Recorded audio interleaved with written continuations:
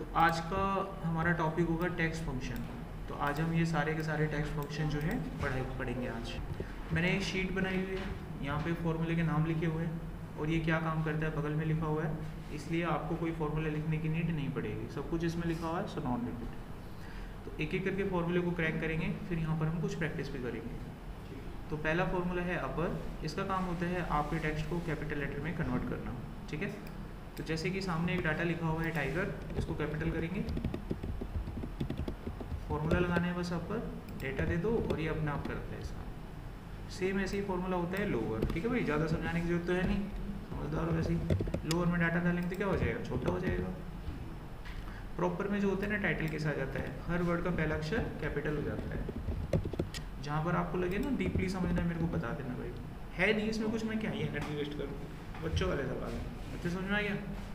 अच्छा, अगला हमारे पास फॉर्मूला होता है लेफ्ट राइट मिड, इन तीनों को एक बार में समझो।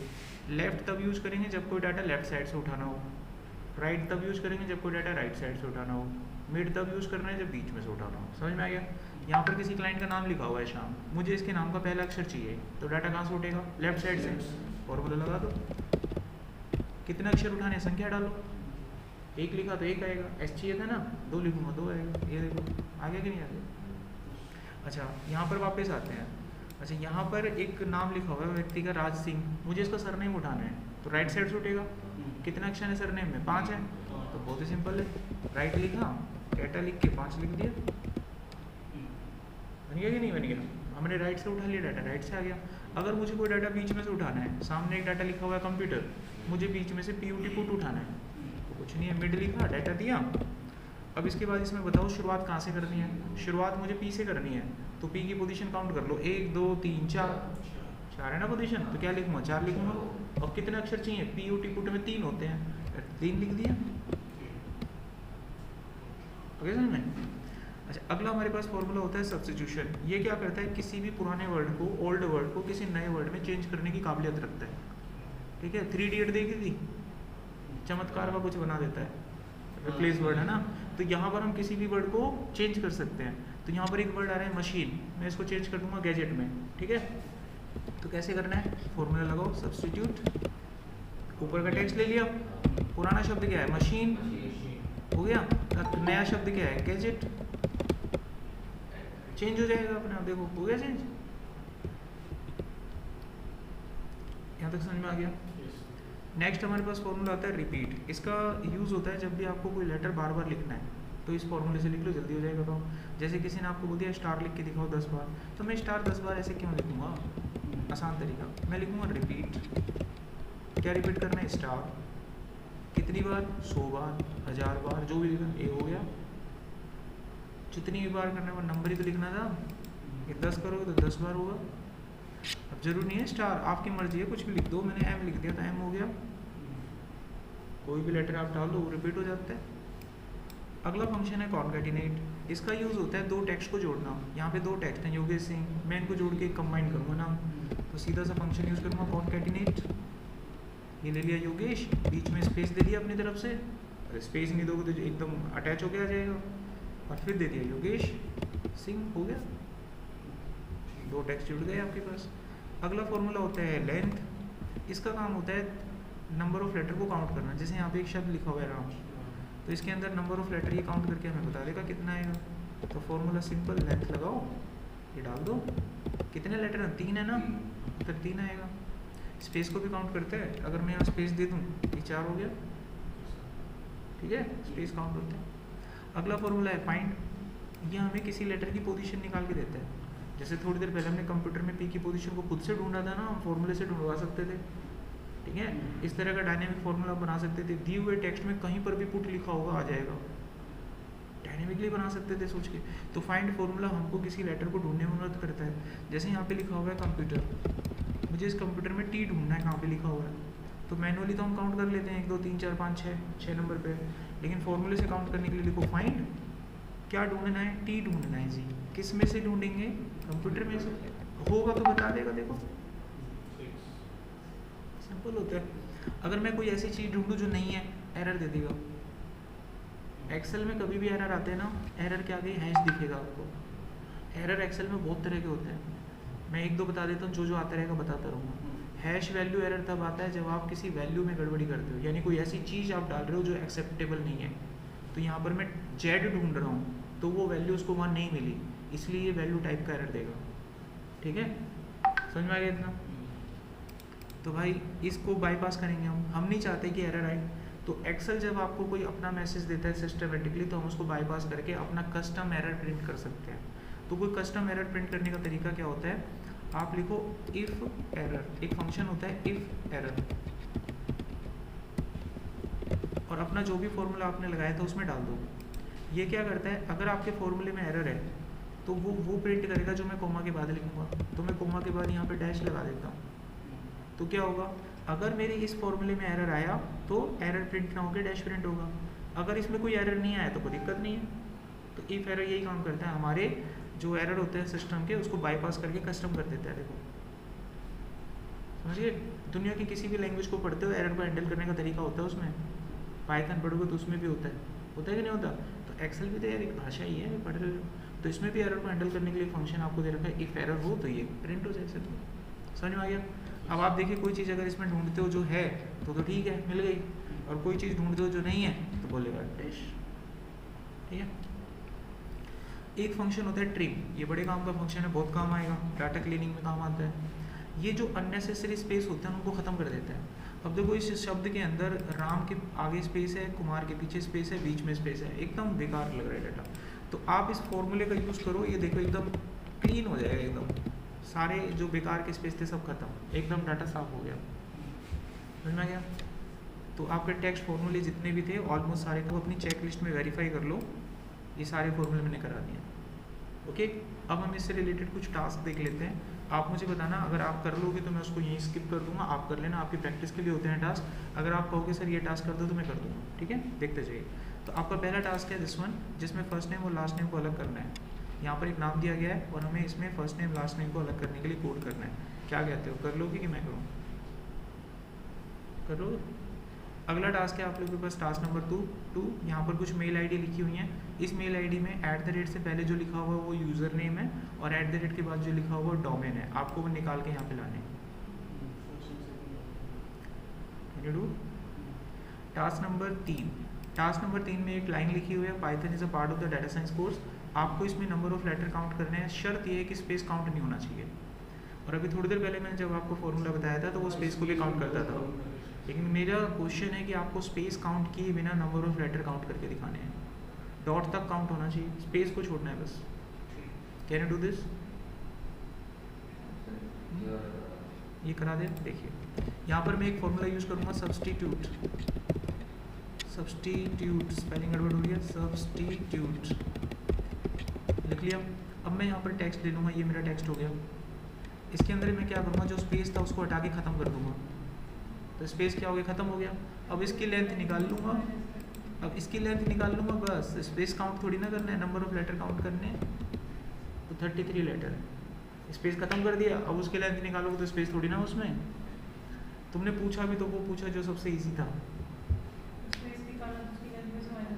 और क्या।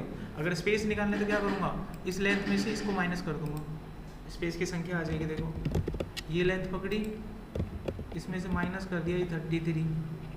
ये तो आ नहीं जाएगा स्पेस का आंसर, 7 स्पेस है उसमें। इस तरीके से हम किसी भी लेटर की संख्या काउंट कर सकते हैं। लगाओ दिमाग, मैंने स्पेस काउंट कर लिया, तो काश अगर हमसे कोई पूछता इसमें कितने ए आ रहे हैं तो काउंट नहीं कर सकते। ऐसे ही बनते हैं सवाल, एक लॉजिक करते हो तो एक लॉजिक से 5 सवाल 10 सवाल तैयार होते हैं, है ना? समझ में आ रहा है? लॉजिकली अब एक सब, अब ये 4 सवाल हैं, 4 लॉजिक हैं इसमें। आप 4 लॉजिक पढ़ोगे तो अगर अच्छे से समझोगे तो 4 की जगह 20 बना पाओगे। ये इसीलिए होता है। खत्म, फिनिश। चलिए, तो नेक्स्ट हमारे पास अगले फंक्शंस आते हैं, लॉजिकल फंक्शंस। इसमें हम लोग इफ एंड और इफ एरर सम इफ पढ़ते हैं। इसमें काउंट इफ्स भी होते हैं, जो मैं आप लोगों को पिछली क्लास में पढ़ा चुका था मैथ वाले टॉपिक्स में। ठीक है, तो वो इसमें काउंट नहीं कर रहा मैं, हम सिर्फ ये पढ़ेंगे। इफ एरर मैं आपको पढ़ा चुका हूँ, तो कुल मिलाकर ये 5 फॉर्मूले हम इसमें एक बार देख लेते हैं। अब हम यहाँ पर लॉजिकल फंक्शंस पढ़ते हैं। नीचे मैंने फंक्शंस के नाम शीट के ऊपर लिखे हुए हैं ताकि आपको डाटा मिल जाए और यहाँ प्रैक्टिस कर सको। तो पहला फंक्शन है हमारे पास इफ़, इसको यूज़ करके देखेंगे। ये फंक्शन आपको तब लगाना है जब किसी कंडीशन के आधार पे आपको डिसीजन लेना हो। ठीक है, जब भी कभी किसी कंडीशन के आधार पे आपको डिसीजन लेना हो तब ये फंक्शन हम जो है यूज़ करते हैं। एग्जाम्पल के रूप में यहाँ पर कुछ बच्चों के नाम हैं और उनके मार्क्स हैं।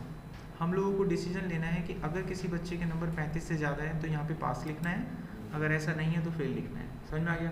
तो यहाँ पर मार्क्स के आधार पर हमको डिसीजन लेना है, तो यहाँ पर हम क्या लगाएंगे, इफ़ नाम का फॉर्मूला लगा देंगे। डाटा की टेस्टिंग कैसे करेंगे, नंबर उठाया, इसको चेक करा क्या इसकी वैल्यू 35 से ज़्यादा है। अगर ये कंडीशन आपकी सेटिस्फाई हो जाती है, अगर ये कंडीशन आपकी ट्रू होती है तो वो प्रिंट होगा जो आप कोमा के बाद लिखोगे। जो भी कोमा के बाद आप पहला पैरामीटर लिखोगे वो चल जाएगा, चाहे मैं यहाँ पे राजू लिखूँ, अमर लिखूँ, कुछ भी लिखूँ वो चलेगा। तो ऑब्वियसली मुझे यहाँ क्या लिखना चाहिए, पास लिखना चाहिए ना। अगर ये कंडीशन फेल हो जाती है तो कोमा के बाद अब जो दूसरा पैरामीटर लिखोगे वो चलेगा। अगर फेल हो जाती है तो फेल लिखूंगा मैं यहाँ पे। ये फिनिश। एक बार फॉर्मूला लगाने के बाद बाकी सबका अपने आप निकलता है, ड्रैग कर दो। समझिए? और ये डायनेमिक है, किसी बच्चे के नंबर अगर कम ज़्यादा हो गए तो अपने आप फेल पास होता रहेगा, सिस्टम में अपने आप बदलाव आते रहेगा। ठीक है, अब इसको भी हम कंडीशनल फॉर्मेट इसी दिखाना चाहते हैं। जो बच्चा फेल है लाल कलर में इंडिकेट हो जाए।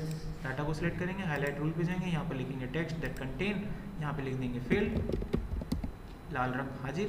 देख रहे हो कि नहीं देख रहे हो? और जो बच्चा पास है उसका कलर ग्रीन में इंडिकेट होना चालू हो जाए। यहाँ जाएंगे, हाईलाइट रूल पे जाएंगे, टेक्स्ट कंटेन, यहाँ पे लिख देंगे पास, इसको करना है ग्रीन कलर, जाके ग्रीन। अब डायनेमिक चलेगा सारा कोड आपका। अब मैं यहाँ पे कुछ भी डालूँ, मैंने डाला 12 है तो फेल तो था ही, पहले ही फेल था। ये 45 हो गया पास, इसको फेल कर दिया हमने, 3 नंबर फेल। अरे सर में और कुछ क्वेश्चन यहाँ तक पक्का? और भी खतरनाक कर सकते हैं लेकिन उसमें जाएंगे नहीं अभी हम। यहाँ पर चलते हैं नेस्टेड इफ एल्स में। अभी हमने 2 चॉइस पे काम किया, 2 चॉइस थी ना, फेल या पास। अब चॉइस ज़्यादा हो गई, अब चॉइस ज़्यादा हो गई। अगर 35 से कम है तो सी, और 60 से कम है तो बी, और नहीं तो ए। तो चॉइस अब ज़्यादा हो गई। तो जब चॉइस ज़्यादा हो जाती है तो यहाँ पर लगेगा एक से ज़्यादा बार इफ एल्स। ठीक है, जब चॉइस ज़्यादा, 2 चॉइस होती है तो एक इफ एल्स लगता है, और 2 से ज़्यादा होती है तो बार बार लगता है। कैसे लगाएंगे देखो, तो मैं यहाँ पे लिखूँगा इफ़ चॉइस नंबर पहली चलाते हैं, अगर इसकी वैल्यू 35 से कम है, ठीक है, अकॉर्डिंग टू आवर चॉइस, तो क्या लिखना था, सी लिखना था। अब सी वाली चॉइस तो खत्म हो गई, अब कितनी बची, 2। जब तक 2 चॉइस बच रही है तब तक इफ चलता रहेगा, याद रखना ये बात। जब तक 2 चॉइस बच रही है तब तक इफ, जैसे ही एक चॉइस रह गई खत्म इफ, अब नहीं लगेगा ये। समझ गए बात? अभी 2 चॉइस बच रही है ना, तो फिर लगा दो इफ, उठा लो डाटा। अब क्या बनी चॉइस, लेस देन 60 वाली, तो क्या प्रिंट होगा, बी। अब कितनी चॉइस बची, अब नहीं लगेगा इफ, सीधा ए चिपका दो, जो बच रहा है वो चिपका दो बस। ऐसे आप कभी धोखा नहीं खाओगे, ना दिक्कत आएगी। और मैंने 2 ब्रैकेट क्यों लगाई, क्योंकि 2 बार इफ स्टार्ट हुआ है, एक लाल वाला फिर काला वाला। एंटर किया, गॉट एन आंसर। नीचे तक ड्रैग करो, आपको उत्तर सबका मिलेगा। कल को ऐसी 4 होती, कर लेते ना, चलते रहते आगे ऐसे, जब तक एक नहीं बच जाती चलते रहना, बस कुछ नहीं करना। अकेली बचते हो उसको चिपका देना बस। समझ गए? तो घर पे प्रैक्टिस करना, 4 कंडीशन ले लेना अपने हिसाब से। मैं लिख देता हूँ, चलिए। लेस देन 35 तो डी ग्रेड, और लेस देन 50 तो सी ग्रेड, लेस देन 70 तो बी ग्रेड, और ग्रेटर देन इक्वल टू 70 तो ऐसा ए ग्रेड। समझ में आ गया? इसको बना के देख लेना। कोई क्वेश्चन यहाँ तक? अगला क्वेश्चन आता है हमारे पास एंड फॉर्मूला। इसको थोड़ा समझिएगा ध्यान से। एंड फॉर्मूला क्या होता है, देखो अभी तक जो आपने लगाई कंडीशन, वहाँ पर क्राइटेरिया एक था, यानी वहाँ पर आपको मार्क्स पे ही काम करना था। लेकिन कभी ऐसा प्रोग्राम आ गया जहाँ पर 2 क्राइटेरिया पे काम करना हो, यानी 2 आधार हैं आपके पास क्राइटेरिया के, तो वहाँ पर फंक्शन लगते हैं, लॉजिकल फंक्शन में एंड लगता है या और लगता है। एंड फंक्शन आपको तब लगाना है जब दोनों क्राइटेरिया आप चाहते हैं सेटिस्फाई होना, तब एंड लगता है। और फंक्शन आप तब लगाते हैं जब दोनों में से कोई एक सेटिस्फाई होना चाहते हैं। एग्जाम्पल के रूप में आप यहाँ पर आए, काउंसलिंग हुआ आपका, काउंसलिंग में आपने बोला कि मेरे को ना ये फलाना फलाना एजोर का कोर्स करना है, एजोर करना है जी मेरे को। तो काउंसलर ने आपको बताया कि एजोर करने के लिए कम से कम ग्रेजुएशन होना चाहिए, वो भी आईटी में। ग्रेजुएशन होना चाहिए वो भी आईटी में, और दूसरी शर्त ये है कि आपके पास कम से कम उस ग्रेजुएशन में 60% मार्क्स होने चाहिए। तो यहाँ पर क्राइटेरिया दो बातों पे सिमट के रह गया, पहला कोर्स पे और दूसरा मार्क्स पे। और कोर्स और मार्क्स जो उनकी सिचुएशन थी वो दोनों सेटिस्फाई चाहती हैं आपसे, तो क्या लगेगा, एंड लगेगा। समझ आ गया? इस तरीके सवाल होते हैं। तो चलिए यहाँ पर एक कोर्स स्टडी करते हैं। एक प्रोग्राम हमारे पास है, हमारे पास यहाँ पर कुछ कस्टमर का डाटा है जिसमें कस्टमर के नाम, अमाउंट और किस दिन उन्होंने शॉपिंग किया वो डिटेल दी गई है। हम लोगों को इसमें वो कस्टमर फाइंड आउट करने हैं जिन्होंने संडे को शॉपिंग किया है 5000 से ज़्यादा का किया है, उन कस्टमर का पता करना है। तो यहाँ पर क्राइटेरिया कितने हैं, दो, एक तो हमें डे चेक करना है और एक अमाउंट चेक करना है, और दोनों ही ट्रू चाहिए हमें, दोनों ही ट्रू चाहिए, क्योंकि हमें वही लोग पता करने हैं जिन्होंने संडे को 5000 से ज़्यादा का शॉपिंग किया है, वही लोग हमें पता करने हैं। तो क्या लगेगा यहाँ, एंड लगेगा। अच्छा एक बात और, जब ये फॉर्मूला हम लगाते हैं लॉजिकल फार्मूला एंड या वगैरह का, तो ये जो फॉर्मूले होते हैं ये हमको बदले में रिटर्न करते हैं ट्रू या फॉल्स। अगर सब कुछ ठीक रहा तो ट्रू रिटर्न करेंगे, अगर नहीं रहा तो फॉल्स रिटर्न करेंगे, ठीक है। तो मैंने लगाया एंड, पहली कंडीशन डे को लेकर लिया, यहाँ पर इसको कंपेयर किया कि ये संडे के बराबर होना चाहिए। दूसरी कंडीशन को हम लगा के देखते हैं। दूसरी कंडीशन दे दी amount, it should be greater than equal to 5000। जितनी भी कंडीशन हो कॉमा लगा के चलना है बस। अगर ये दोनों कंडीशन सेटिस्फाई हुई तो ट्रू आएगा, लेकिन दोनों में से कुछ भी सेटिस्फाई नहीं है यहाँ पर, तो ये फॉल्स बनने वाला है। नीचे वाली कंडीशन पूरी तरह से सेटिस्फाई है, इसका मतलब ये ट्रू बनेगा। अब इसके नीचे जो भी कुछ है वो सब फॉल्स बनेगा, कुछ भी सेटिस्फाई नहीं हो रहा उसमें से। अब पब्लिक ने आपको बोला कि सर फॉल्स क्यों दिया आपने, फॉल्स नहीं चाहिए मुझे उत्तर चाहिए एप्लीकेबल नॉट एप्लीकेबल। मुझे उत्तर क्या चाहिए, एप्लीकेबल नॉट एप्लीकेबल। कौन सा कस्टमर एप्लीकेबल है, कौन सा नॉट एप्लीकेबल है। तो आपको कुछ नहीं करना है, अपने इस पूरे फॉर्मूले को इफ के अंदर बंद कर देना। इसका आंसर कुछ तो बनेगा, ट्रू या फॉल्स। और आप सबको पता है कि अगर वैल्यू ट्रू होगी तो वो प्रिंट होगा जो यहाँ लिखते हो। तो यहाँ मैं लिख दूंगा एप्लीकेबल, अगर ट्रू होगा तो अपने आप आ जाएगा एप्लीकेबल, अगर नहीं होगा तो आ जाएगा नॉट एप्लीकेबल। तो कुछ नहीं है, थोड़ा सा बस बच्चा थोड़ा पढ़ा लिखा हो, समझदार हो, समझ जाएगा चीज़।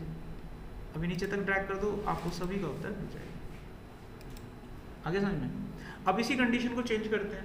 इस बार कंपनी ने बोला कि उन लोगों को ढूंढो जिन्होंने संडे को शॉपिंग किया है, या फिर अब देखो या लग गया है, या फिर उन लोगों को ढूंढो जिन्होंने 5000 से ज़्यादा का शॉपिंग किया है। तो यहाँ पर दोनों कंडीशन सेटिस्फाई होनी चाहिए, ऐसा नहीं पूछ रहा वो कह रहा है कि कोई भी कंडीशन का डाटा मिल रहा है उसको निकाल के लाओ।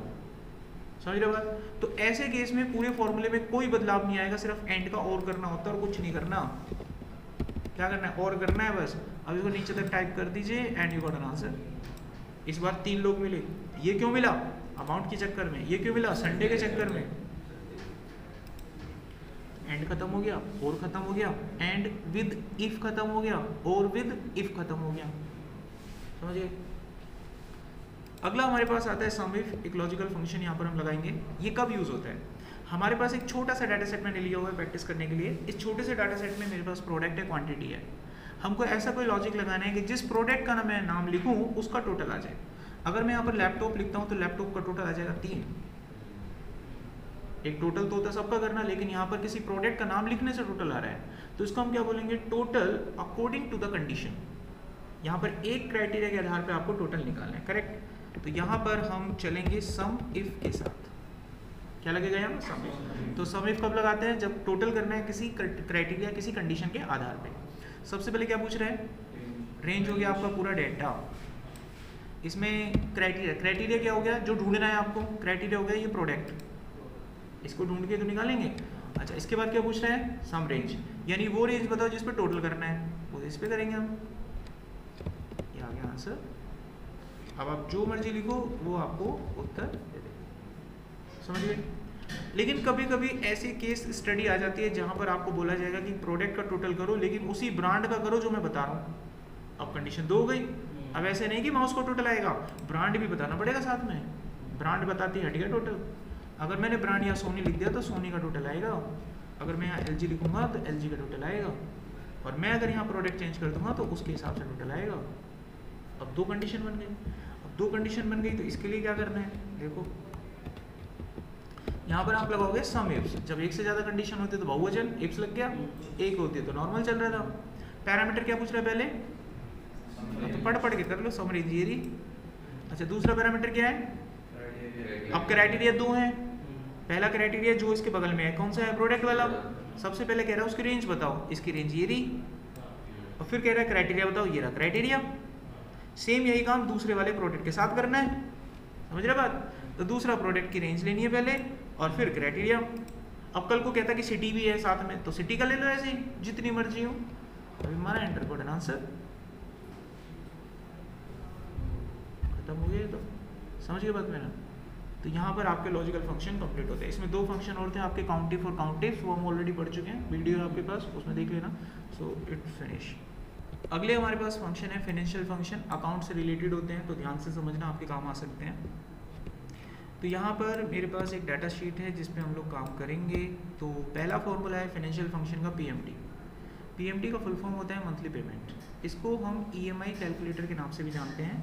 अगर आपको कोई ईएमआई निकालना है तो इस फॉर्मूले की यूज़ करके आप निकाल सकते हो। एक केस स्टडी करते हैं। मान लीजिए आपने लोन लिया 2 लाख रुपए का, जिस पे आपको रेट ऑफ इंटरेस्ट पे कर रहे हैं 9.8% सालाना, एनम सालाना, और आपने उसकी किस्तें बनवा ली हैं लगभग 18 महीनों की, 18 मंथ। आपने इंस्टॉलमेंट कितने दिन की बनवाई है? 18 महीनों की। आपको इसकी ईएमआई पता करनी है कि कितने की ईएमआई बनेगी, यानी आपको 18 इंस्टॉलमेंट पे करनी है। जो पहली इंस्टॉलमेंट आप पे करोगे वो कितने की होगी, और ऐसे ही आपकी सेम रहेंगे वो सारी। तो ईएमआई निकालने के लिए फॉर्मूला रहेगा पीएमटी। जैसे जैसे पैरामीटर आपसे पूछे जाएं वैसे वैसे पैरामीटर आपको डालने हैं। तो सबसे पहले आपसे रेट पूछ रहा है, रेट डालना होगा। अब मैं यहाँ पर आपको 2 टिप देता हूँ, उनको ध्यान रखना, दिक्कत नहीं आएगा, ठीक है। पहली टिप, जो भी डाटा आप अपने इन फाइनेंशियल फॉर्मूले में डालते हो, जो भी इनपुट आप करोगे वो मंथ के अकॉर्डिंग होना चाहिए। किसके अकॉर्डिंग होना चाहिए? टिप नंबर 2, कोई भी इंफॉर्मेशन या कोई भी इनपुट जब आपसे मांगे, अगर वो इनपुट आपके पास नहीं है आपके सिनेरियो में, तो वहाँ उसे खाली नहीं छोड़ना, 0 पास करना है। क्या पास करोगे? 0। याद रहेंगी बातें। Now let's start. तो सबसे पहला इनपुट क्या मांग रहा है? रेट देख के बताओ, सालाना है कि मंथली है? तो मंथ में करो कन्वर्ट, डिवाइड बाय 12। उसके बाद क्या है? एनपीआर होता है टोटल इंस्टॉलमेंट। टोटल इंस्टॉलमेंट कितनी है? ये मंथ में है कि ईयर में? तो ऐसे ही छोड़ेंगे। नेक्स्ट क्या है? पीवी का मतलब प्रिंसिपल वैल्यू, लोन अमाउंट कितना है वो? इसका कोई मंथ का चक्कर नहीं होता, सीधा एंटर, ये गॉट एन आंसर। कितना आंसर आया? 11,993 रुपये महीना जाएगा आपका, 11,993। अब सवाल आता है माइनस में क्यों आ रहा है? अरे जब आप ईएमआई देते हो तो आपके बैंक में क्रेडिट होता है कि डेबिट होता है? डेबिट। और डेबिट माइनस होता है, इसलिए क्या आ रहा है? माइनस। अब टिप नंबर 3 समझिए। टिप नंबर 3 क्या है कि आपको कोई भी फॉर्मूला फाइनेंशियल का अगर लगाना हो, उस फॉर्मूले को एबीएस में डाल के लगाना। कोई भी फॉर्मूला अगर आप लगाते हैं ना, उसको एबीएस में डाल के लगाना। एबीएस एक ऐसा फॉर्मूला होता है जो हमेशा पॉजिटिव आंसर देता है। अगर आपका आंसर पहले से ही पॉजिटिव है तो वो पॉजिटिव रहेगा, अगर आपका आंसर नेगेटिव आ रहा है तो पॉजिटिव हो जाएगा। इससे आपको कोई नुकसान नहीं है। जब फाइनेंशियल टर्म में आप बात करते हैं तो कोई चीज़ें नेगेटिव पॉजिटिव आ रही हो तो आपको दिक्कत होगी, तो हमें सिर्फ वो सारा आंसर पॉजिटिव दिखाना है। सो दैट्स वाई हम अपने हर फॉर्मूले को किस में डालेंगे? एबीएस में डालेंगे। खेल खत्म। अब किस्त बन गई, तो पहला फॉर्मूला यहाँ खत्म होता है। कोई सवाल है? कोई सवाल क्वेश्चन करना है?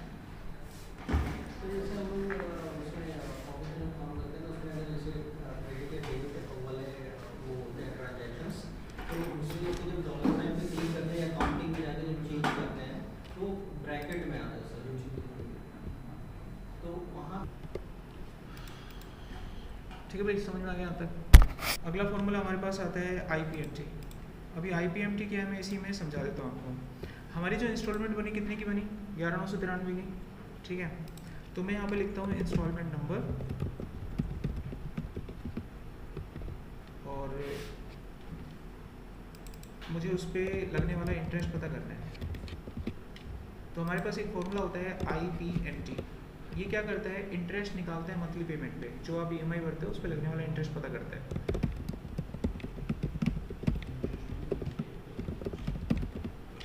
समझ में आ गया? तो यहाँ पर हमने जो पहली इंस्टॉलमेंट भरी है उस पर ब्याज कितना गया ये पता करना है। समझिए बात। तो फॉर्मूला लगाएंगे हम यहाँ पर आईपीएमटी। पहला पैरामीटर रेट है, साल में दिया हुआ मत करेंगे। जो मैंने टिप बताई है वो टिप फॉलो कर रहा हूँ, मैं बार बार नहीं बताऊँगा मैंने क्या लिखा है। दिमाग लगाना वो अपना, ठीक है, अपना दिमाग लगाना। बिल्कुल सुन होके नहीं बैठना है। अब मैं बिना बताए मारूंगा एंट्री। आप लोग जब कंफ्यूज हो गए तो मैं आपसे पूछूंगा कहाँ कंफ्यूज हुए। समझिए बात। तो सुन होके नहीं बैठना एकदम। जब मैं आप लोगों से काम लेना बंद कर दूंगा तो हाथ पैर की हरकतें बंद हो जाएंगी आपके, ठीक है। अब दिमाग लगाना। अगला पैरामीटर है पीरियड। पीरियड होता है इंस्टॉलमेंट नंबर, वो ये रहा बगल में। अगला है टोटल टाइम, वो ये रहा 18। अगला है प्रिंसिपल वैल्यू, वो ये रहा 2 लाख रुपए, बस उठा उठा के डाटा दिया है। कितनी गई किस्त? 1633 रुपये ब्याज है उस पर जो लग रहा है, ठीक है। तो किसी भी इंस्टॉलमेंट पे लगने वाले ब्याज का पता कर सकते हो। अब हमें देखना है जो आखिरी किस्त हमने दी उस पर क्या ब्याज था, उस पर मात्र 97 रुपये ब्याज है। समझा क्या बात? कोई सवाल यहाँ तक? ये कंफ्यूज हो गया, इससे बढ़िया तो धीरे धीरे बता लेता। कहाँ पे कंफ्यूज हुआ बताओ? तू इतनी देर से क्या तू कहानी सुन रहा था हैं? बोल नहीं सकता था कि यस यहाँ पे कंफ्यूज हो रहा हूँ? कोई यहाँ पे कथावाचन चल रहा है कि वंस मोर तो तूने मुझे अगला हमारे पास यहाँ पर फॉर्मूला है एनपीआर। एनपीआर का इस्तेमाल किया जाता है जब आपको इंस्टॉलमेंट नंबर पता करने हो। एक केस स्टडी करते हैं। मान लो आपके पास 1 लाख रुपए है, आपने लोन पे लिया 11.75% के इंटरेस्ट पर, यानी 1 साल का ब्याज है ये। आपने बैंक को बोला कि आप बैंक को हर महीने 3750 रुपये किस्त के दोगे। अब पीएमटी होता है माइनस में आता है, इसलिए मैंने पहले ही माइनस करके लिखा हुआ है, दिक्कत ना हो गई। तो अब हमें ये पता करना है कि हमारी टोटल इंस्टॉलमेंट कितनी बनेगी। सवाल चेंज हो गया इस बार। पहले क्या होता था, वो टाइम पहले देते थे, वो हमें इंस्टॉलमेंट निकाल के देते थे। इस बार हम उनको अपना बता रहे हैं कि हम इतना ईएमआई भर सकते हैं, हमारी इंस्टॉलमेंट बताओ टोटल कितनी बनेगी। इस बार सवाल ये बन गया। तो इसमें जो फॉर्मूला आपका यूज़ होता है वो यूज़ होता है एनपीईआर। पैरामीटर पढ़ के काम करना है। मैं फिर से वही बोलूँगा, मैं लगाऊंगा, आप दिमाग लगाओ कैसे लग रहा है, ठीक है भाई? आप दिमाग लगाओ। जब जो बच्चा दिमाग नहीं लगा पा रहा वही गड़बड़ कर रहा है अपने आप पर, वो सोच ही नहीं पा रहा, उसका दिमाग सुनना है। 1-2 बार फिर अटकोगे, ठीक है, कोई बात नहीं, मेरा तो काम है, तुम अटकोगे तो फिर सुनोगे। अभी देखो ध्यान से, रेट, पीएमटी ऑलरेडी मंथ में कुछ नहीं करना, प्रिंसिपल वैल्यू सारे निपट गए खेल। कितना आ गया? 31 महीने। 0.06 का मतलब जो आखिरी किस्त होगी वो थोड़ा बहुत बढ़ के आएगी बस। तो कितनी इंस्टॉलमेंट बन गई? 31, यानी लगभग कितना हो गया? 2.5 साल हो गया। सिंपल। हम सही तरीके से तभी पक्के होते हैं जब हमारे पास थोड़ा सा पुश हो जाए। और आप लोगों को बिल्कुल ढीला छोड़ देंगे ना, बिल्कुल दिमाग पे जोर डालोगे ही नहीं बेटा, आप कभी नहीं डालोगे।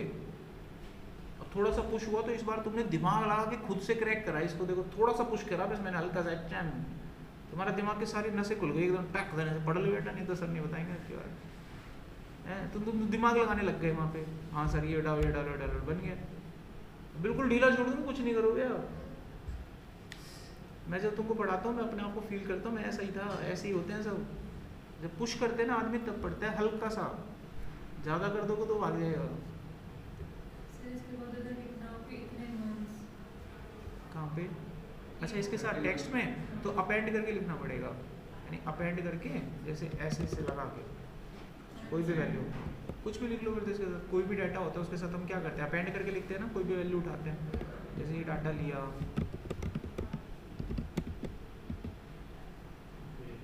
है ना, तो मैं ऐसे अपेंड करके लिख सकता था। एक बार इसमें डायरेक्ट लिख के देखते हैं। ये लिखा,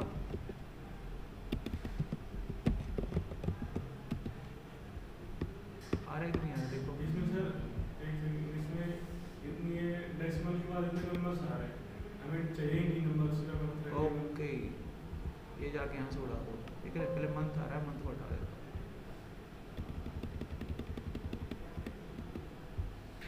हट गए।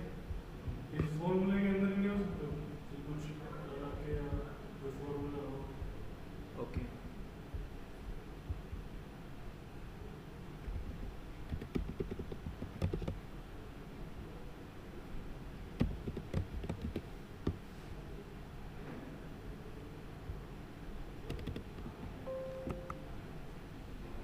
फ्लोर ले नहीं रहा है इसको, फ्लोर नंबर हो गया।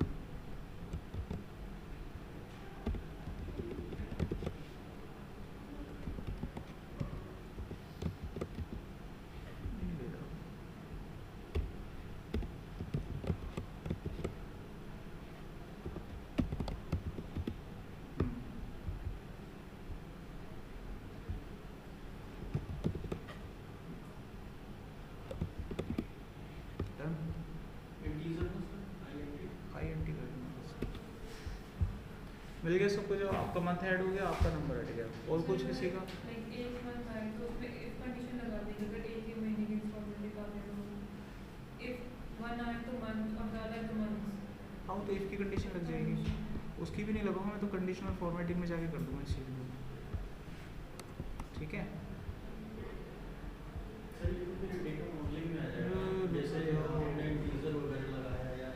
रुक जाओ एक मिनट, रुक जाओ।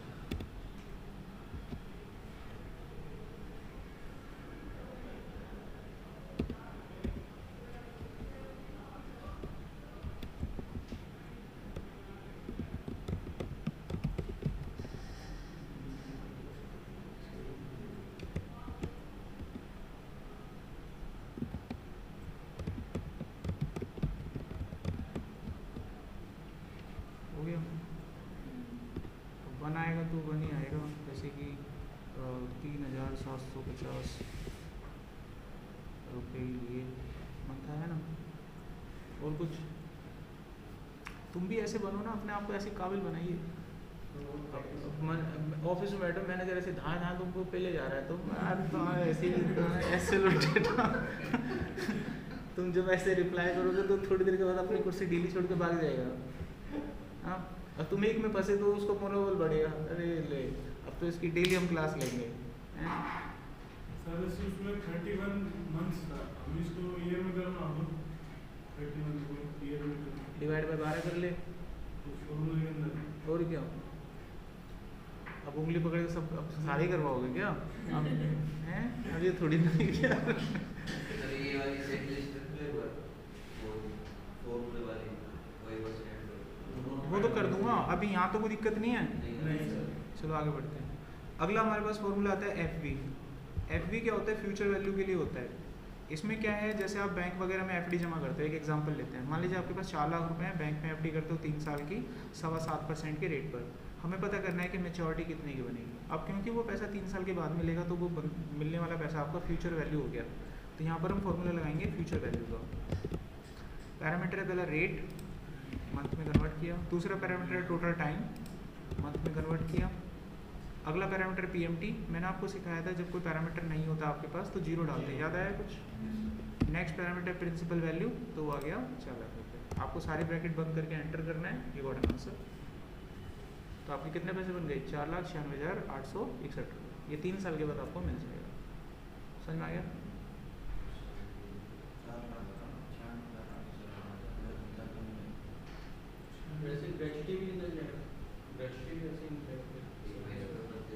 ग्रेजुएटी तुमको पता है क्या होता है? हाँ, तो किसी भी चीज़ को निकालने के पीछे उसके पीछे कोई लॉजिक, कोई फॉर्मूला होगा ना ग्रेजुएटी का। ऐसे थोड़ी ना ग्रेजुएटी होता है।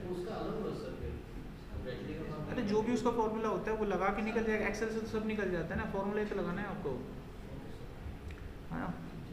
ग्रेजुएटी का कोई अलग से कोई फॉर्मूला नहीं आता। एक ग्रेजुएटी आया कुछ तो वहाँ अपना जमा घटा लगाओगे, जो जिस तरीके से आपको मिल रहा है ग्रेजुएटी उस तरीके से आप निकालोगे। अगला सवाल देंगे। नेक्स्ट हमारे पास आता है पीवी। अब पीवी क्या है? देखो, प्रिंसिपल वैल्यू। अब एक फिर से केस स्टडी करते हैं। मान लीजिए इस बार आप फिर से बैंक में जाते हो, बैंक वाले से कहते हो कि भाई कितना ब्याज चल रहा है। उसने कहा 7.25% का 2 साल की एफडी पे। तो आपने बैंक वाले से कहा कि बेटा ये बता मैं कितने रुपए जमा करूँ। बड़ी बूढ़ी पहुँच जाती है, दादी अम्मा तो ऐसी बोलेगी, बेटा ये बता कि कितने रुपए में जमा करूँ कि मेरे को एग्जैक्ट 2.5 लाख रुपए मिले। अब बैंक वालों को ये बताएगा नहीं आपको, इतना सिरदर्दी कौन लेगा? हाँ, पहली चीज़ तो उन्हें पता ही नहीं होगा खुद ही, उनको खुद ही, क्योंकि वो सॉफ्टवेयर में जो दिखता है वही बोलते हैं और अपनी तरफ से एक चवन्नी दिमाग नहीं लगाते। जो सिस्टम में दिख रहा है वो सिस्टम में नहीं दिख रहा ना, कुछ हमें नहीं पता जी। कुछ मशीन नहीं चल रही, मशीन खराब है, वो कुछ नहीं लगाते हैं। कोई होते हैं जो ठीक ठाक से जो मेहनत कर रहे होते हैं तो वो थोड़ी बहुत हेल्प भी कर देते हैं। तो अभी मेरा क्वेश्चन समझ में आ गया आप लोगों को? आप बैंक में गए 2 साल की एफडी कराने के लिए, 7.25 का रेट ऑफ इंटरेस्ट है। आपने बैंक मैनेजर या कैशियर को बोला कि बेटा कितने रुपए में जमा कर दूं कि मेरे को एग्जैक्ट 2.5 लाख रुपए मिलनी चाहिए मैच्योरिटी पे। तो आपको प्रिंसिपल वैल्यू पता करनी है। तो ऐसे केस में हम लोग पीवी नाम का फॉर्मूला यूज कर सकते हैं। पहला पैरामीटर है रेट, दूसरा पैरामीटर है टोटल समय, डिवाइड 12 नहीं गुना 12। 2 साल में कितने महीने? 24 होते हैं। अगला पैरामीटर है पीएमटी, अगला पैरामीटर है फ्यूचर वैल्यू। खत्म। 2,16,350 रुपये आप जमा कर दीजिए, बन जाएंगे। जब ये ऐसे पैसा उसको दोगे ना किसी दिन ऐसे घर से कैलकुलेशन करके के बैंक वाले को दिया, वो थोड़ी देर के लिए तो पागल सा लगेगा, इसके क्या दे रहा चिल्लर चिल्लर, सीधी करवाना है एफडी। होता है कई बार जब आप उसको इतने इतने रुपए देते हो, लेकिन वो थोड़ी देर के बाद जब वो लिखेगा ना आपके कागज़ में लिख कर देगा, तो वो खुद दिल से सैल्यूट करते हैं फिर, समझ रहे हो। जिस दिन आदमी या दुनिया आपको समझे ना सन की है, उस दिन आप सही ट्रैक पे होते हैं, क्योंकि उसका परिणाम बहुत परफेक्ट होता है। अरे कुछ बात समझ में, अगर जिस दिन आपको बोलो ना ये तो सन की है, मतलब सही ट्रैक पर तभी चलता है आदमी। ऐसा सामने वाले के मन में एक बार फीलिंग आना चाहिए, और ऐसा अगर वो फील कर रहा है आपके लिए, तो मतलब आप जिस ट्रैक पर चल रहे हो वो सही ट्रैक लग चुका है आपका, समझ गए। ये होता है। आगे चलें। अच्छा अगला सवाल देखिए यहाँ पर। अब मैं आपको SIP के बारे में बताता हूँ। LIC जानते हो, LIC लाइफ इंश्योरेंस। LIC में क्या होता है, पैसे डालते हैं हर साल, डालते हैं ना, और अंत में हमको कुछ पैसा मिलता है। तो मैं मान लीजिए किसी व्यक्ति ने हर महीने की 1000 की LIC कराई, साल के 12,000 रुपये प्रीमियम जाता है, तो LIC 21 साल की होती है। तो आपने 12,000 रुपये डाल के जमा कर दिए, 21 साल तक जमा कर दिए, कितने रुपये जाएंगे आपके? 2,54,000 जाएंगे कि नहीं जाएंगे? 2.5 लाख रुपये जाएंगे। अंत में आपको वो LIC वाले बोलते हैं कि जब आपका पूरा मैच्योर हो जाएगा तो हम बदले में आपको 5.5 लाख रुपये देंगे। कितने रुपये देंगे? 5.5 लाख रुपये देंगे। तो वो सारी डिटेल मैंने यहाँ पे फीड कर ली। अब जो पैसा आपने दिया तो वो तो हुआ डेबिट। ये देखो हर महीने की किस्त है, देखो हर साल की दिख रही है, 28 मई 2026, 28 मई 2027। जो पैसा आप दे रहे हो डेबिट हो रहा है, तो माइनस कर करके वो डेट के साथ ऐसे लिख लो, लिख लिया। समझ में आ गया तक? डेट सामने लिखा, अमाउंट सामने लिखा, ऐसे कर करके आपने पूरा भर लिया। और अंत में उन्होंने बोला कि बैंक वालों ने कि आपको अंत में जो पैसा मिलेगा जब आपके 21 साल पूरे हो जाएंगे तो 5.5 लाख रुपये आपको मिलेंगे, सम एश्योर्ड है आपका, यानी इतना पैसा आपको दे दिया जाएगा। तो हमें यहाँ पर रेट ऑफ इंटरेस्ट निकाल के देखना होगा कि किस रेट ऑफ इंटरेस्ट पे हमको पैसा मिला। समझा गया? अगर ये रेट ऑफ इंटरेस्ट बैंक की FD के रेट ऑफ इंटरेस्ट को मीट करता है तो ये ठीक है। LIC सबसे बड़ा ऑप्शन होता है, सबसे अच्छा ऑप्शन होता है आपके पास। फिर अब बैंक में पैसे जमा करते हो, अगर आपने बैंक में कुछ पैसे जमा कर रखे हैं और उस पर आपको FD का इंटरेस्ट मिल रहा है, तो वही इंटरेस्ट अगर आपको LIC दे रही है तो LIC खुलवाना बेहतर है। क्यों बेहतर है? सुनिए, आपने पहली किस्त भरी, दूसरी किस्त भरी, तीसरी किस्त भरी, खुदा ना खास्ता भगवान ना करे कि चौथी किस्त भरने से पहले या भरते समय आपको कुछ हो गया, आपकी जेब से तो 36,000 गए, लेकिन अगर कुछ हो गया आपकी पूरी फैमिली को तुरंत 5.5 लाख रुपए उसी वक्त मिलेंगे। अरे बैंक में मिलता है क्या? और तुम सोचो बैंक में ब्याज मिलता, अरे ब्याज तो इस पे भी मिल रहा है लास्ट में। अगर तुम्हें कुछ नहीं हुआ तो तुम घबराओ मत, जितना भी पैसा तुमने जोड़ा है उस पे वही रेट ऑफ इंटरेस्ट तुम्हें दे रही है जो बैंक पे मिलता है FD पे। तो फायदा किस में है? जब तुम्हें पैसा जोड़ना ही है FD से, तो यार LIC का कल को कुछ हो गया तो कम से कम सारा पैसा एकदम मिलेगा। अरे को समझ में? और कभी भी जब देखो, कभी गाड़ी लेते हो ना, ध्यान से सुनिए स्टेटमेंट को, कभी गाड़ी लेते हो, कार वगैरह लोन पे लेते हो, तो अपने नाम पे निकलवाओ, लोन पे निकलवाओ, अपने नाम पे निकलवाओ। गाड़ी की किस्तें बन जाएंगी, लंबी से लंबी किस्त भरो, 7 साल की बनवाओ, ठीक है। खुदा ना खास्ता आपको कुछ हो गया गाड़ी चलाते वक्त, आपकी सारी किस्तें खत्म, बैंक किस्त नहीं लेगा। मैं तो एक सिनेरियो बता रहा हूँ, कुछ हो गया। अब मान लीजिए आपने पैसे भी लिया, कुछ हो गया, तो पैसे वापस मिलेंगे? नहीं मिले तो बताओ। सर गाड़ी जाएगी टोटल लॉस में तो मिलेंगे। किस पे? टोटल लॉस में। टोटल लॉस जैसे इंश्योरेंस जैसे होता है। अरे तुम मर गए, तुम्हें क्या मिला? वो भी मिलता है। अरे गाड़ी से क्या मिला? कंपनी से क्या मिला? तुम्हारे पैसे तो गए गाड़ी के। अब तुम कह रहे इंश्योरेंस में ठीक हो जाती है। सर गाड़ी एक्सीडेंट हो गई, मेरा हो गया कुछ, गाड़ी हो गई टोटल लॉस, इंश्योरेंस वाले वो देंगे गाड़ी का पैसा जितना है अब तक का, डेप्रिसिएशन हटा के दे देंगे वो पैसा। कम मिलता है वो, कम मिलता है, कम मिलता है, बहुत कम मिलता है वो। डेप्रिसिएशन तो लेस करते हैं। पता है कितना? जैसे गाड़ी आपके एक्स शोरूम से बाहर निकलती है 15% वही कम हो जाता है तुरंत निकलते के साथ, और हर साल 15% डेप्रिसिएशन होता है ना। गाड़ी तुमने 3 साल चला ली, 50% कम हो गए। अरे गए, निकलेंगे ना। अरे सुन तो ले मेरी बात तो सुन, तुमने 3 साल चला ली, 50% गए वो इंश्योरेंस में कम। अब 50% कीमत गई तुम्हारी, 15 लाख की गाड़ी है 6 लाख की मानी जाएगी, 7 लाख की। अब तुमने गाड़ी ठोक रखी है, तुम्हारे फाइल चार्ज और लग जाएगा, कितना मिलेगा तुम्हें? हैं? तो बात समझ रहे मैं क्या कह रहा हूँ तुमसे? हमेशा ऐसे। और कभी जमीन खरीदो तो लोन पे खरीदो, कभी भी तुम्हारे साथ कभी फ्रॉड नहीं होगा, क्योंकि लोन कौन देगा? बैंक। कागज किसके पास जाएंगे जमीन के? बैंक जब कागज लेगा ना बेटा 40 कार्रवाई करेगा उस पर। जमीन किसकी है? लोन तो नहीं चल रहा है इस पे। जमीन की फरद पक्की है कि नहीं है? जमीन का मालिक असली है कि नहीं है? अरे साहब तुमको चौड़े बैठ कर रहना आराम से, वो बैंक करेगा तुम्हारी तहकीकात। तुम बेफिक्र, जमीन की तहकीकात बैंक करेगा। पैसा किसको देना है? बैंक को देना है, तुम्हें मिलेगा लोन से। तो सिंपल स्टैक होता है। ये चीजें अगर हमने हो, अरे जब तुम्हारी जमीन पक्की हो जाए, जब बैंक तुम्हें लोन सेंक्शन कर दे 2-3 महीने के बाद पूरा दे दो। पेनल्टी लगेगी 1% की, दे दो उसको भी तो दे दे, ब्रोकर को ब्याज कमीशन। तुम्हारी जमीन पक्की है, 1 नंबर की है, एक जमीन 2 लोग बेच दी, बैंक वाला पकड़ेगा ना उसको। अलग पैसे करो, पैसे तो बेच देते हैं। अब बैंक से लोगों तो दिक्कत नहीं आएगी, हर चीज चेक करता है बैंक। तुम लोन लेके देखो, तुम जॉब पे लोन लोगे ना, 4 बार चक्कर काटेंगे उस कंपनी में, जॉब जहां करते हो वहां पे भी आएंगे, तुम्हारा सैलरी अकाउंट चेक करेंगे। जब उन्हें पूरी तसल्ली हो जाएगी ना, तब देंगे ले लो। समझ रहे हो? ऐसे काम जहां तुम्हें लगे ना रिस्क है, जहां रिस्क है किसी को इंट्रोड्यूस कर लो, जहां रिस्क है घुसा लो। ये जानकारी ना अपने जैसे मैच्योर होते हैं ना, जब धीरे धीरे आती है। पढ़ाई हमें क्यों पढ़ाई जाती है? पढ़ाई अगर अपने ढंग से पढ़ी हो तो ये सारी चीजें हैं ना उसमें। अब फाइनेंस का टॉपिक चला तो हमने बताया आपको। अब देखो आपको एक चीज तो लगी, बैंक में एफडी कराने से बढ़िया यही करा लो, पैसा तो जब भी एफडी वाला अरे कुछ हो गया तो पैसा मिलेगा पूरा। अब बैंक में कुछ हो गया तो पैसा तो ना पूरा मिलेगा। अच्छा अब देखते हैं इसका रेट ऑफ इंटरेस्ट दे कितना रहे। आज के टाइम पर बैंक में पैसा मिलता है 6.5% का। अगर आप ये LIC कराते हो ना 12,000 प्रीमियम पे, तो आपको, मेरे को पता है 5.5-6 लाख मिलता है, बल्कि 5.5 मैंने कम लिख दिया, 6 लाख रुपए मिलेंगे आपको। आप चाहो तो किसी भी LIC एजेंट से पूछ लीजिएगा, आपको 6 लाख रुपए मिलेंगे। अब ये देखिए रेट ऑफ इंटरेस्ट कितना है। बैंक में डालते हैं तो 6.5 मिलता है CAGR, रेट ऑफ इंटरेस्ट कितना? 6.5 का।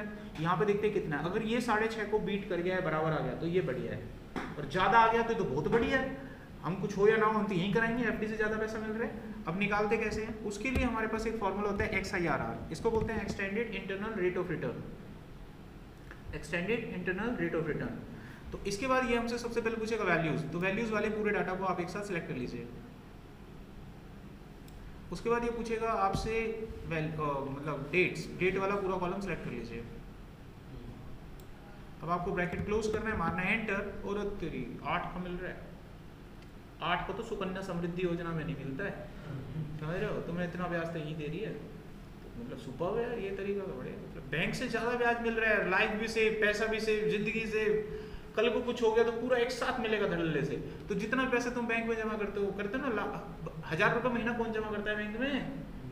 अरे तुम बैंक में जमा करते होंगे 20,000 रुपये महीना। आपके पिताजी अगर कमा रहे हैं 40-50 हज़ार, तो 20,000 रुपये महीना। सोच के देखो अगर ये 20,000 होता, 20,000 रुपये महीने के हिसाब से साल की किस्त कितनी हो गई? 2,40,000। तो कितना रुपया हो जाएगा? कल को तुम 2-3 किस्त भरने के बाद गए तो सारा पैसा एकदम झड़ाक, समझ रहे हो? तो सोचो 2.5 लाख मतलब जितने भी बड़े आदमी। अच्छा एक चीज सुनो यहाँ पर, आप जो पैसा कमाते हो अपने लिए नहीं कमाते हो, ध्यान रखो ये बात, फैमिली के कमाते हो। ये तो तुम्हारा भ्रम है। तुम्हारी शादी हो गई? जिस दिन हो जाएगी पता लगेगा। पता नहीं है तुम्हें ये चीज बेटा, तुम्हारे पिताजी तुम्हारे लिए कमा रहे हैं, पूछ के देखना उनसे। समझ रहे बात? वो क्या सोच रहे हैं कि मेरा बेटा, जो मैंने कमाया मेरा बेटा उस पर राज करेगा, वो आपके लिए करते हैं। अभी आप फ्री हो, जिस दिन इकट्ठे हो गए ना तो तुम अपने लिए कमाओगे नहीं। तुमने ये गलत फहमी पाल रखी है, तो तुम ये चीज अपने लिए कमाते हो। अपने लिए नहीं कमाता वो इंसान। तुम्हें तकलीफ अपने आप से नहीं होगी, तुम्हें मारेगा तुम्हें दर्द नहीं होगा, तुम्हें उसको वही मारे जो तुम्हारे बहुत करीब है, तुम्हें दर्द होगा। अरे को समझ, उसको चोट लगेगी तुम्हें दर्द होगा, करीबी को लगे। इस वजह से क्यों करा बेटा? इसलिए जितने भी बड़े आदमी होते हैं ना, उन पे पैसे की कमी होती है। जितने भी अमीर आदमी होते हैं वही लोन लेते हैं। गरीब आदमी कोई लोन लेता है? वो किसी यार को से 10,000 दे दे, किराया दे दो। जितने अमीर आदमी होते हैं वो ले लेते हैं, कभी भी देख लेना। क्यों लेते हैं? क्योंकि हमारी तरह बेवकूफ नहीं होते। उनके पास एक से एक कलाकार सीए होते हैं, अकाउंटेंट होते हैं, उनको सलाह देने वाले लोग होते हैं। अब मैं दे तो रहा हूँ तुम्हें, ले लेना ऐसे तुम्हें क्या दिक्कत है? समझ गए? अभी समझ में आ गया यहाँ तक पूरा का पूरा ही। तो ये टॉपिक यहाँ पर कंप्लीट होता है। अभी कितना 11-14 हो रहे हैं, तो पढ़ा सकते हैं। तो तो बाकी का जो टॉपिक है ना लुकअप वाले फॉर्मूले, वो आज की क्लास में मुझे नहीं लगता मैं 15 मिनट में बता पाऊँगा, तो फिनिश करता हूँ।